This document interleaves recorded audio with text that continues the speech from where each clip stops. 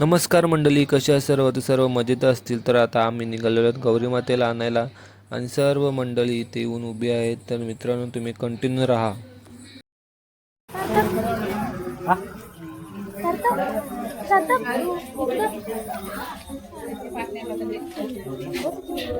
तर आता सर्व लेडीज मंडळी गौरी मातेची पूजा करत आहेत. तर पूजा झाली की आम्ही थोड्याच वेळामध्ये आता निघू. एक दोन तीन चार गौरी माते की जय जयकार. मंडळीनो, आता आम्ही समाज मंदिरामध्ये पोहोचलो आहोत. आता सर्व पूजा वगैरे सर्व चालू आहे.